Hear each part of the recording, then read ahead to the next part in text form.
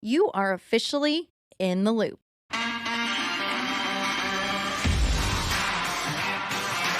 You are now officially in the loop. Let's get to it. All right, y'all. Welcome back to In the Loop podcast. I'm your host, Jordan Joe Hollabot. We're here today talking about all things women's rodeo world championships. We just got done 2025. If you guys want to see a really, really cool episode, you can go watch us on YouTube. We're also on podcast. But yeah, Lindsay is on here face to face, and she's given some really cool facial remarks. So go check us out on YouTube. But yeah, so wow, we just wrapped up an amazing history books week at the Women's Rodeo World Championships. 800 and some thousand reasons we all were there. I got to be there Saturday night. Sadly, I didn't get to rope, but what a great performance at the AT&T Stadium. That place was booming. Sammy Jo Smith, Linsay Rosser-Sumpter. I mean, have you taken a deep breath and been like, wow, okay, we did this and now we're starting on 2026? We started on 2026 on Sunday the 18th. April 13th. April 13th.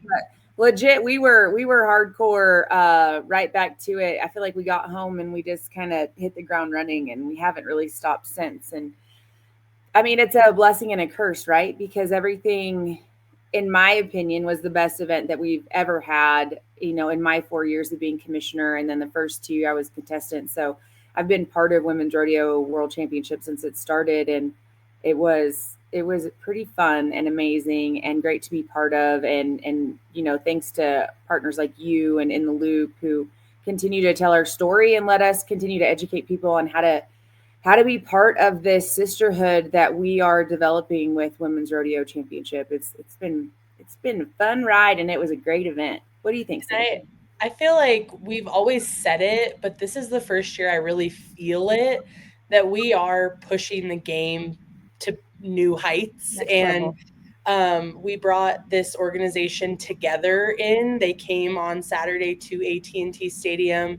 They brought a couple Dallas Wings WNBA players who hung out with Jordan all night, and Jordan answered all their questions and they answered her questions. But we had these signs, everyone watches women's sports, and Riley Webb cheesing with Let's Go Cowgirls and cheering on Josie Connor. But this is the first year I've truly felt the momentum building out of the finals, that this sport does belong on a professional level alongside USA Soccer, alongside WNBA. The sponsors are calling, saying, how the heck do we support these Cowgirls? And that's the end game, right? We want more money coming into the sport that's not coming out of the Cowgirls' pockets. And truly, thank you, PBR and WCRA, for giving Women's Rodeo that stage to take this to the next level. And Teton Ridge and Deirdre with Cowboy Channel, they're backing it up. Some of the biggest gorillas in the sport are coming together, bringing their heads together to take us to that level. And I'm just so excited to see where we're going to go, even just in this next year. But one of the best events we've ever had. It's the first time we've seen pro, challenger, and limited athletes come head to head inside AT&T Stadium.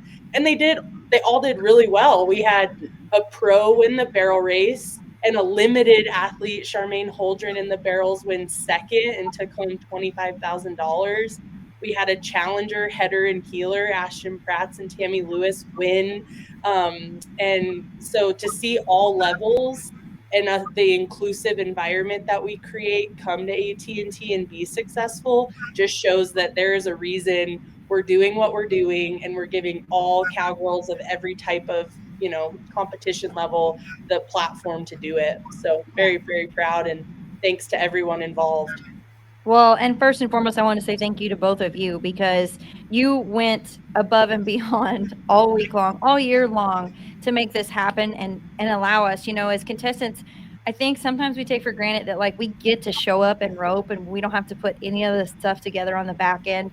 We're not doing the work all year long to get the sponsors involved, to work on the media, to get everything put together, the cattle, the venue. We started the week off at the Cowgirl Gathering, which was an awesome event.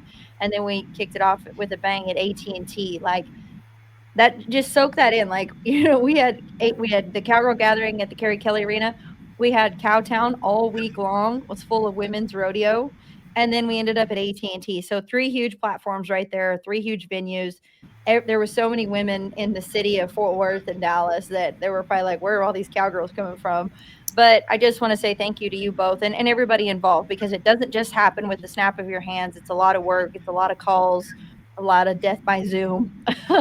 And so I just want to say thank you guys for doing it. But the coolest takeaway for me, and one of my best memories from that night, I got to sit and talk to the basketball girls, the WNBA players, which is awesome. Just sitting there thinking, like, they're professional women's athletes. And yeah, so are we. Like, holy cow, 2 women's athletes, different sports, and just talking through some of that stuff with them. You guys will have to check it out. We're doing a little behind the scenes clip documentary on that. So that'll be coming out on Women's Rodeo. If you want to hear my talk with the girls, it was pretty entertaining. I'm sure they're like, this girl's nuts. But my fondest memory from there was watching Charmaine in the barrel race, because so cool to see. Like, I'm getting goosebumps just seeing it. She comes in. She was a limited barrel racer, right? Yeah.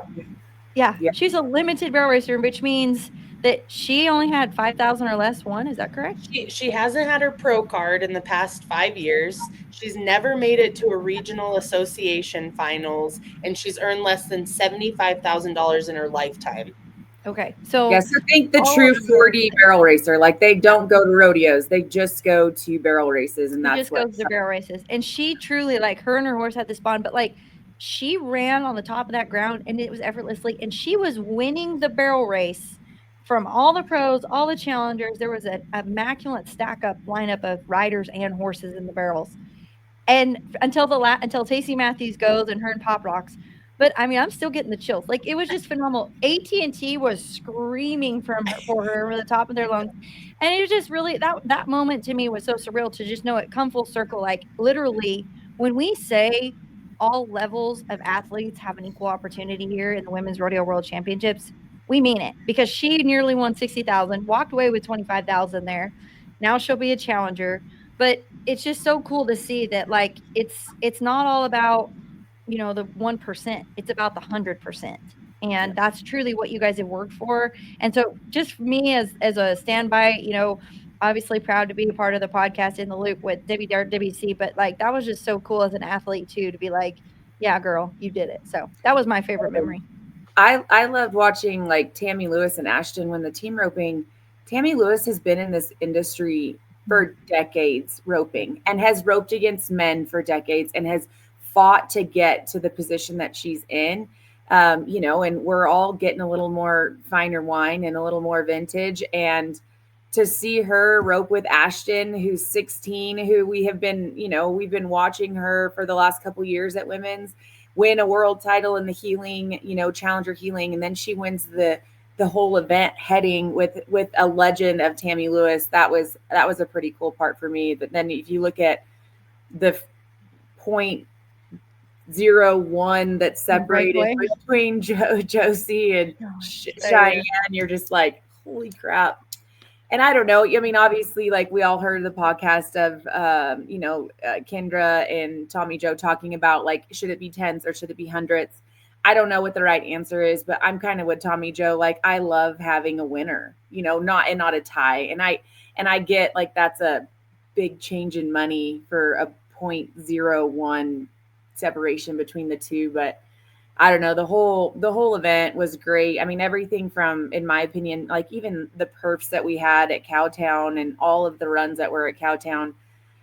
I mean, everybody had a chance to win, and that's kind of my favorite part. And seeing the limited come to fruition this year was a great part for us, because it was that, like you said, the 1% are you girls that are going down the road trying to make a living with a rope or running barrels, and it's the 99% that had to find their way, and the limited allowed us to have that beginner, middle of the road, 2D kind of breakaway format, and then the true 40 barrel racers to have a chance to come in there. And Charmaine proved that those horses are just as good as rodeo horses and can handle that atmosphere just as well. So, I mean, and Emery Edwards too, right, Lindsay? Yeah. Like, in the breakaway, she broke that barrier because she was going for it, and she would have been right in there with Josie and Cheyenne too. So, sorry to jump in, but yeah, I mean, and even Emery, like, one of the coolest things, like, 16 years old, she looked like she had ice running through her veins too. And I'm like, at 16 years old, to be on that platform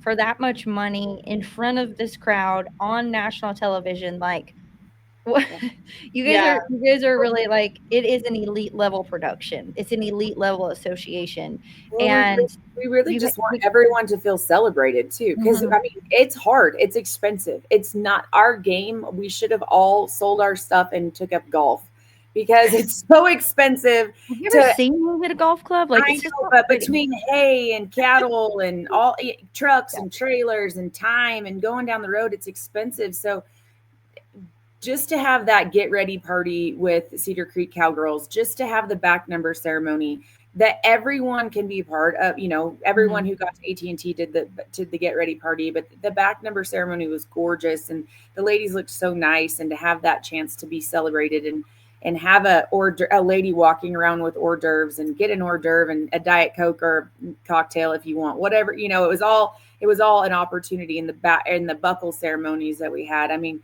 just so that if you got to a point where you won something or you didn't, you still had an experience when you got there. And that's what's most important to us when it comes to producing this event and to making this event successful, because it costs a lot. We value how much time and effort it is to be a rodeo contestant, and it costs a lot to be there. And we want nobody to show up and be like, this is my $500 hat that I got for entering this roping.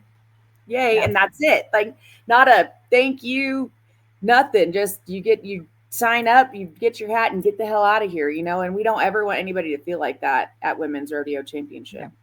Well, and I don't think they do. And this is why, because here we are talking about Women's 2026. You guys are already madly in the works for all the things that are to come. We've got some new things to come too. Probably can't talk about those just yet today, but we will be talking about them in the future. And it, again, as anticipated, it's going to be huge. So, Sammy Jo, tell us a little bit about what we can look for 2026, because I know some things have changed. We've had a lot of questions. And like I said, everybody is talking about this. They want to be a part of it. So tell us how we can. Yeah, so Women's Rodeo Championships runs in an April to April calendar year. So our 2026 segment, as we call it, has been open since April 13th and will close the following April 12th, I believe, is our date for 2026. And so, yeah, something that we want to continue pushing for is opportunities all year long for WRC ID card holders to have that value to purchasing their card with us, getting their classification. Of course, looking towards qualifying to our finals in May of 2026. But something that really sets it apart this year that's brand new is 2026. We're going to have up to 16. Normally it's been 12. We're going to have 16 qualifier series events. Those are producers that we partner with that offer Challenger, Limited, and then of course the Open. And so in all three disciplines, barrels, breakaway, and team roping, these girls can go to these qualifier series events. You have to have your women's card to participate on the women's side, and then nominate that event in the VRQ. But here's the important part. So if you weren't listening up until this point, double points to 20 places are being awarded at all qualifier series events this year. So we are going to have that full calendar posted in the next week, Jordan, on our social media website, where all of those qualifier series events will be throughout the year, and double points are being awarded at each of those. So mark your calendars. Yep, that's where to go. Double points. Well, here's the cool thing. I already have double points because I nominated the Cowgirl Gathering, which was the first one. Whoop, whoop. And I did screw up one time on the second round. Let's not talk about it. But I did okay in the first round. So I got some points. But it's like anytime, it's like I feel like you're on like the shopping rack and it says sale. And you're like, ooh, I'll buy double. Yeah, that's what I feel like when it's double points here. That's right. So we're really thankful for all of the partnerships we have. NBHA is a brand new exclusive opportunity this year for our barrel racers as well, that can go to several NBHA races this year, get their card, and their nomination to be eligible for those QSs. So definitely check out Barrel Racers MBHA. Breakaway Chris Neal Productions has always been one of our best producers. He, for the first time this year, is adding a limited class. So those limited girls can actually compete within their own classification. He's done the Challenger. It's always been successful. And then, of course, the Open, and those girls can always rope up. You just can't rope down.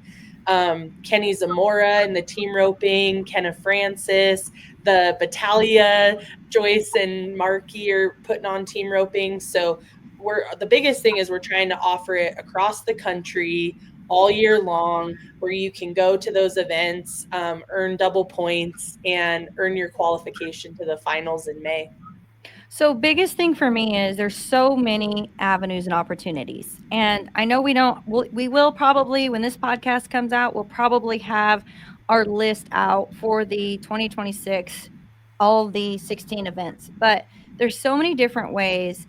How is the best way to figure out and find out what would work best for you in your situation on how to get to Women's Rodeo 2026?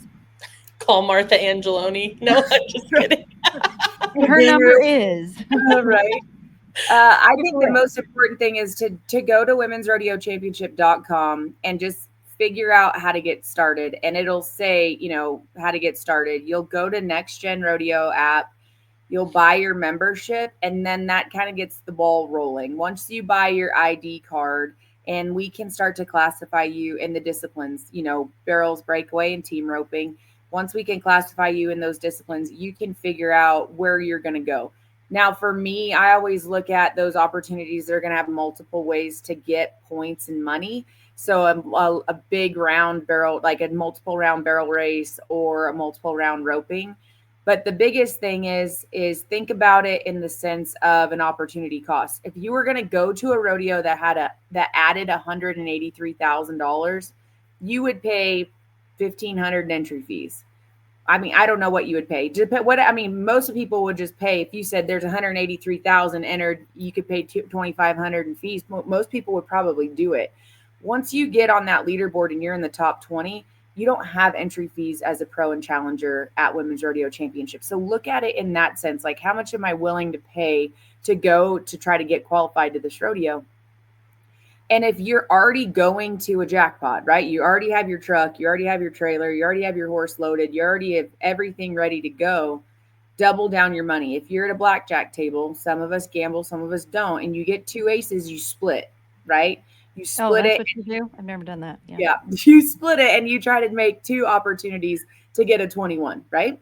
And so same concept. You just look at it and go, okay, I'm going to double down my chances right here to give me an opportunity to get to AT&T Stadium, or a situation like where I can win $60,000 in the heading or the heeling or the breakaway and the barrels, and $25,000 for second, and go rounds pay $2,500. I mean, we'll drive a long ways to go to a rodeo that'll pay $2,500, right? So right. I want everybody to think about that. Is once you're already going, we're not making you go to more events than you can fit in your schedule. We were already talking about schedules just in the next kind of couple weeks for trying to rodeo. And it's so hard. Think if we were trying to make you add another 16 different events that you're not going to, how much harder it would be to try to get qualified. So really think of it as that circumstance to double down your money to the events that you're already going to, nominate those events, accumulate points, and make your way to Texas in 26.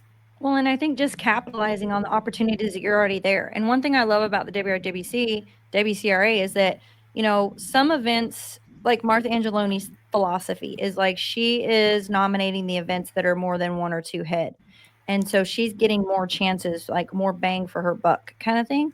And then some people nominate one headers, so it's like whatever works best for you, wherever you feel confident, nominate that event, take that chance. But look at it. I love how you said it's not like this is an extra $50 or this is an extra $100. Like, it's an opportunity that you're paying. You're like a down payment on your fees, so to speak, of the investment of getting to run at $183. That's how I look at it. I'm like, I'm just having to pay my fees out over the next 12 months so that I get a chance to rope at the Women's Rodeo World Championship, take that opportunity and rope for that kind of money.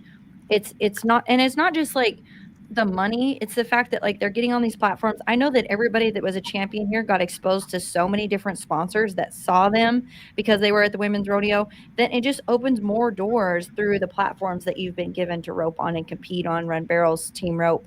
Next year, go tying. So I think that that's pretty Well, and exciting. goat tying this year, goat tying hasn't had a platform. You know, they do. I mean, college rodeo is the end of the road for goat tying. And our goal for goat tying is to actually have this huge platform for these amazing athletes to Mhm. come and figure out who a true world champion is, because we're going to allow, you know, the 10, 19 and under type goat tyings to be able to be nominated, the 10 college rodeos to be nominated. And then hopefully more goat tying producers will show up and have these big goat tying open jackpots so that these girls can, you know, if they get enough nudges to like, hey, have an open goat tying, maybe more producers will produce these goat tying jackpots for them so that they can accumulate more points on the leaderboard. We want that buckle, that gold buckle for the goat tying to be the mecca for goat tying. I mean, there's just so many different avenues that we've kind of looked into to like I said, be that inclusive environment for everybody to have a chance to come and compete for a lot of money. And Well, and I just want it to be noted publicly that I did call Lindsay out and challenge her yeah, to I a goat tying ground match. we could She have didn't- used the Smarty she didn't- horse. It was there already She hooked did up. not. She did not come. That is a Not lie. come. There So is just a lot so of it's noted, Nokia some was on point- the other side of this right now. Lindsay didn't even go to the bathroom during WRWC. She didn't have enough time for a Yeah. Smarty match. Did you guys even sleep? I don't know, but Oh, I got some goats. We match. I'm now ready. I mean, now that your stay shirt says Pueblo, win. Colorado, I know where that is, and we can match. I mean, I You think win. we'll both be out in Vegas. We'll do an NFR goat tying match. Let's make it happen. Say when. I'm Jordan ready. forgets that my sons are goat tying now, and I tie goats with them a lot. And I was a college rodeo coach for 15 years and tied goats with them a lot. Oh, the smack talk. The Oh. smack. I was a college rodeo coach for 10 years, and I'm But also you 10 years didn't tie younger than you. goats. You I quit am in high 10 years school. younger than you. I tied goats in Oh, I college. can't wait. I have proof of it. Okay, anyway. We're doing it. It's happening. What's happening? I'm ready. You say when. I'm ready. Okay, so on to this next subject because I got to go prepare for my goat time. I'm gonna call Lynn Smith. But it was, I mean, so many different opportunities. And Sammy Joe, one of the coolest things, and I know again it's like a broke record, everybody is talking about breakaway roping. Also, everybody's talking about the Kimes Ranch $1 Million Breakaway. And that is one of the segments, along with Women's 26, that everybody's like, how do I get into this? What does that look like? And that's kind of probably the next bigger segment that's coming up to nominate. So talk a little bit about what that looks like and how you guys partnered with Kimes Ranch there. Yeah, so Kimes Ranch, thank you. I just have to say it right. All the things, all the money that they're putting into breakaway roping, the opportunities, and they're not afraid to partner with some of the people in the game that are also adding, you know, to the sport. And so we're really proud of our partnership with Kimes Ranch. What's cool about their event, last year was the first year. They have qualifiers. So in October, Guthrie, Oklahoma, that'll be the first qualifier that girls can go to. The qualifier in itself pays really well, but then they advance girls on to the semifinals, which will happen in November, leading into the $1 Million Breakaway roping. And so girls can go to that qualifier in October to earn a spot to the semifinals. We have a partnership with Kimes where we also advance challenger or limited breakaway ropers out of that qualifier. For girls to be eligible for that, they have to buy out their card and nominate that qualifier when they're there. And then there will be a last chance qualifier in November in Scottsdale that anybody can go to. They can enter that to get their spot into the Kimes semifinals. Same thing with women's. They can nominate that, get their challenger spot.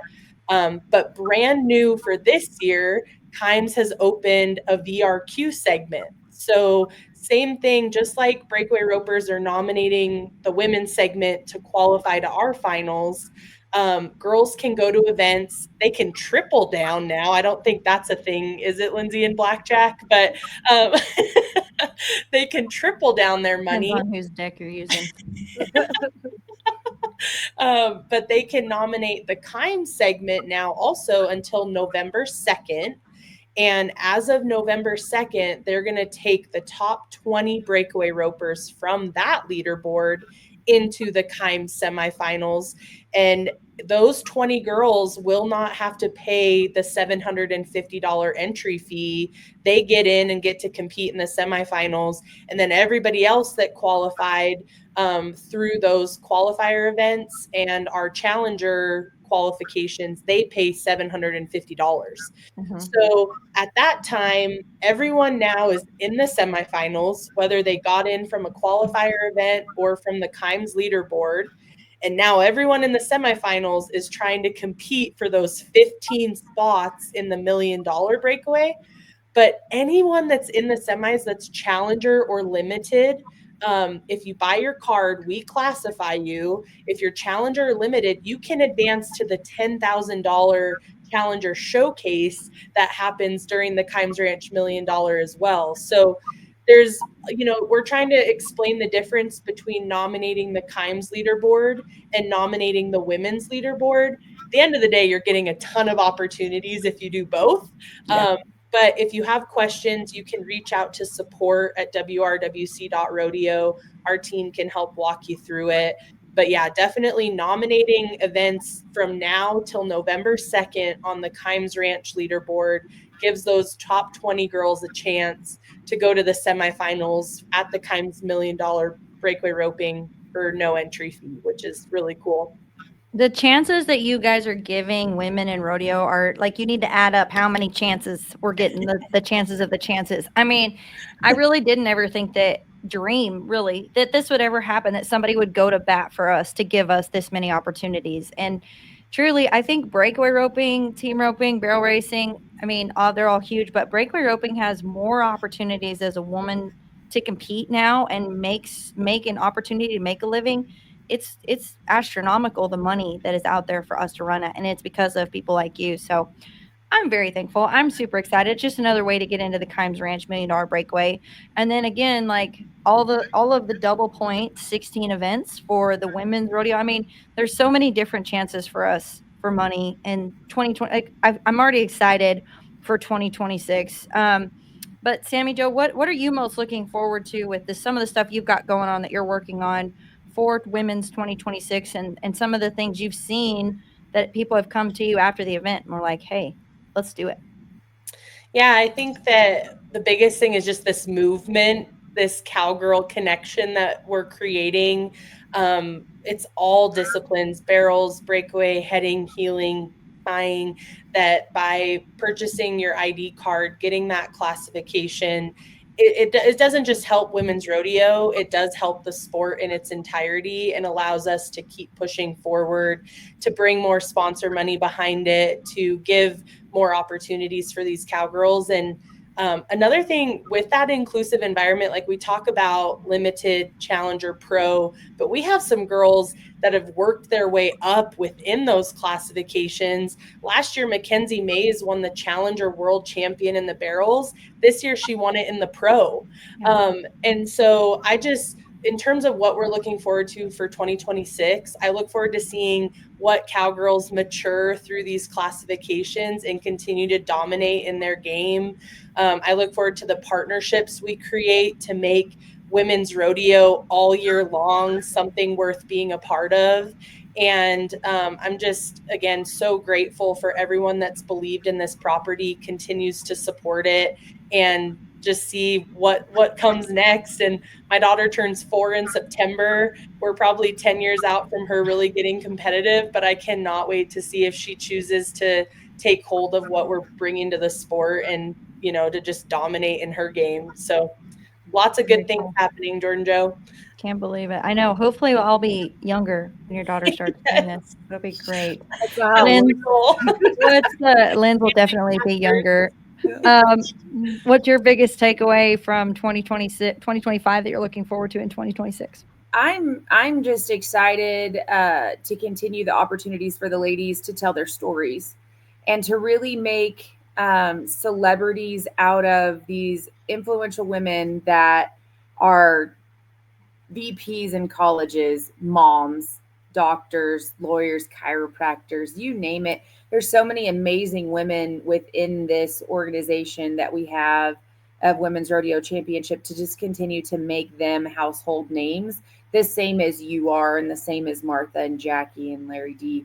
We want the Charmaine to become this like, oh my gosh, if she can do it, I can do it kind of situation. And then to continue this growth of celebrating female rodeo athletes as true athletes, which is what Together has gave us this opportunity and platform, and to celebrate them and to continue this, integration of professional women athletes from golf, basketball, soccer, rodeo, and just bring everybody together.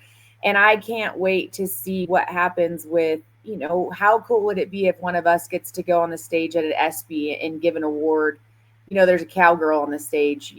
I think very few even cowboys have got to do that. Ty Murray and JB Mooney's, to make it to where a female rodeo athlete is on that center stage is kind of a goal for me, and just to continue to spread the word of these amazing females that can do such amazing things while simultaneously juggling taking care of their husband because he just got ankle reconstructive surgery and trying to rodeo and trying to, sister just gets married, or building houses and, going to all these different things, and how women can have these multifaceted lives and all these different elements, but continue to be graceful and athletic and competitive on a big stage is kind of a really passion project for me, is just to continue to tell these stories.